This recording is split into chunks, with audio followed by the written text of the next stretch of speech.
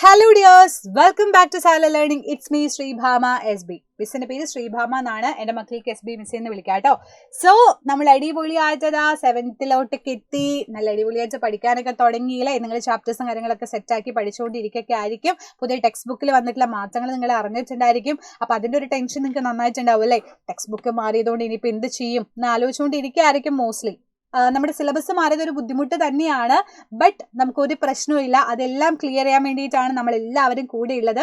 നിങ്ങൾക്ക് ഒരു ബുദ്ധിമുട്ടും അതിൽ വരാൻ വേണ്ടിയിട്ട് പോകുന്നില്ല. നമ്മൾ കട്ടയ്ക്ക് സപ്പോർട്ട് ആയിട്ടുണ്ട്. നിങ്ങൾ ചാനൽ കാണുക, ചാനൽ സബ്സ്ക്രൈബ് ചെയ്തൊക്കെ വെക്കുക. ആൻഡ് ഇതുപോലെ വീഡിയോസും കാര്യങ്ങളും ലൈവൊക്കെ കറക്റ്റ് ആയിട്ട് കണ്ടാൽ ഒരു പേടിയും വേണ്ട. ഇപ്രാവശ്യം നമ്മൾ അടിപൊളിയാക്കും.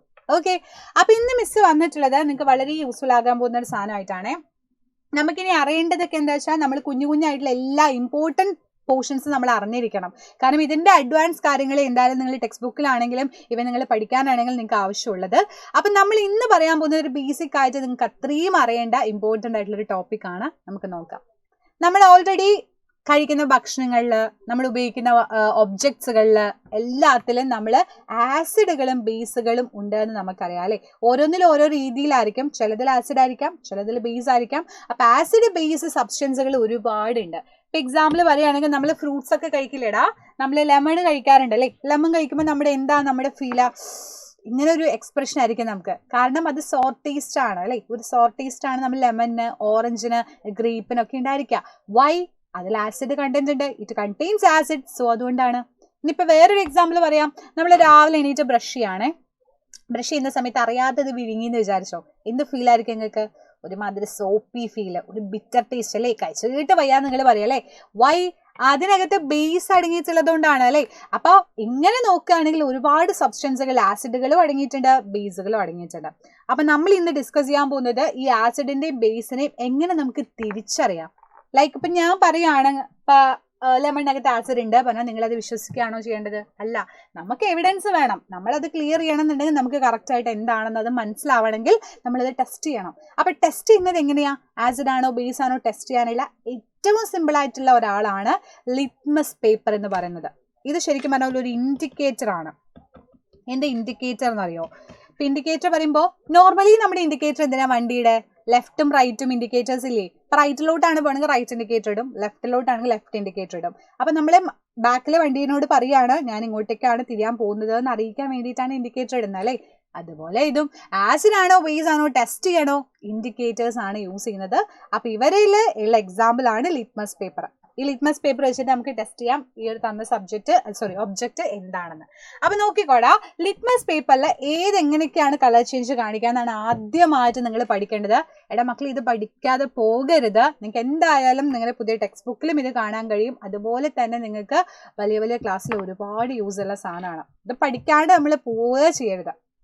ഓക്കെ, അപ്പൊ ആസിഡില് ഏത് ലിറ്റ്മസ് പേപ്പറാ കളർ ചേഞ്ച് കാണിക്കുക? ബ്ലൂ ലിറ്റ്മസ് പേപ്പർ റെഡ് ആകുന്നതാണ് ആസിഡില്. ബേസിലാണെങ്കിൽ റെഡ് ലിറ്റ്മസ് പേപ്പർ ബ്ലൂ ആവാണ് ചെയ്യുക. ഇതിപ്പോൾ ഇങ്ങനെ പറഞ്ഞാൽ നിങ്ങൾക്ക് കൺഫ്യൂഷൻ ആണെന്ന് എനിക്ക് ഉറപ്പാണ്. കാരണം രണ്ട് രീതിയിൽ ചുവന്ന ലിറ്റ്മസ് പേപ്പറും ഉണ്ട്, നീല ലിറ്റ്മസ് പേപ്പറും ഉണ്ട്. ബ്ലൂ ലിറ്റ്മസ് പേപ്പർ റെഡ് ആവുന്നതാണ് ആസിഡ് അല്ലേ? അപ്പൊ ആസിഡിൽ ബ്ലൂ ലിറ്റ്മസ് പേപ്പർ റെഡ് ആകുന്നു. ABR എന്ന് പഠിച്ചു വെക്കാം. A for acid and B for blue and R for red. അപ്പൊ ബ്ലൂ ലിറ്റ്മസ് പേപ്പർ റെഡ് ആകുന്നവൻ ഏതോ അവനാണ് ആസിഡ്.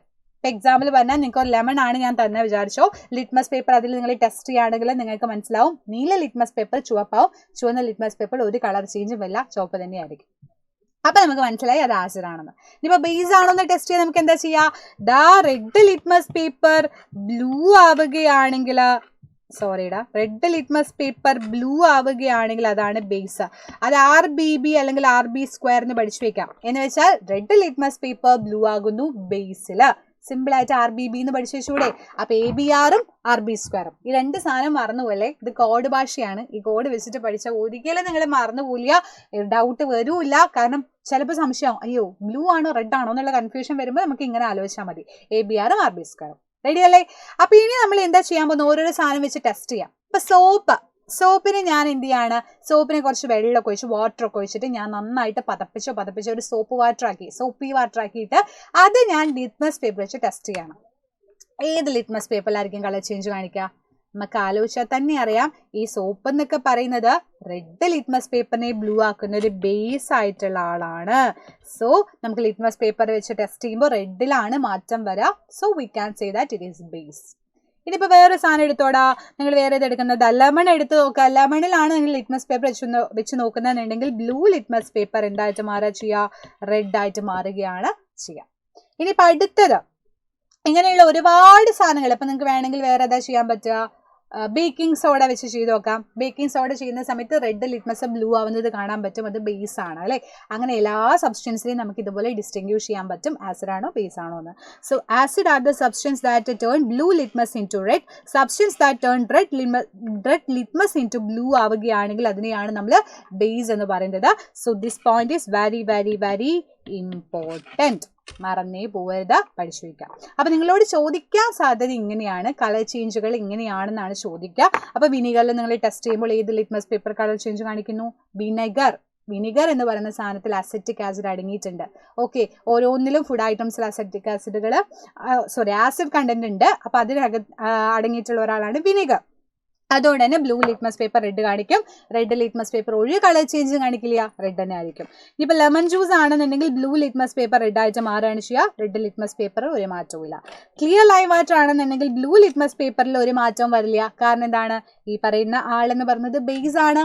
സോ അതുകൊണ്ട് തന്നെ റെഡ് ലിറ്റ്മസ് പേപ്പർ ബ്ലൂ ആവാണ് ചെയ്യുക. അപ്പം ഇങ്ങനെയായിരിക്കും നിങ്ങൾക്ക് എക്സാമിന് ക്വസ്റ്റ്യൻസുകൾ ചോദിക്കുക, ഓരോരോ സാധനങ്ങളെ വെച്ചിട്ട് ടെസ്റ്റ് ചെയ്യുക.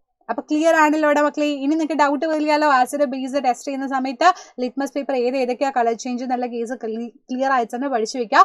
വെരി വെരി ഇമ്പോർട്ടൻ്റ് ആണ്. സോ ഇത്രയും കാര്യങ്ങളാണ് ഇന്ന് മിസ്സിന് ഡിസ്കസ് ചെയ്യാനുള്ളത്. ബാക്കി കാര്യങ്ങൾ നമ്മൾ നെക്സ്റ്റ് വീഡിയോസിൽ പോകെ ഡിസ്കസ് ചെയ്യും. സോ നെക്സ്റ്റ് വീഡിയോയിൽ കാണാം. അതുവരേക്കും ബൈ ബൈ. സി യു മക്കളെ, ബൈ ബൈ.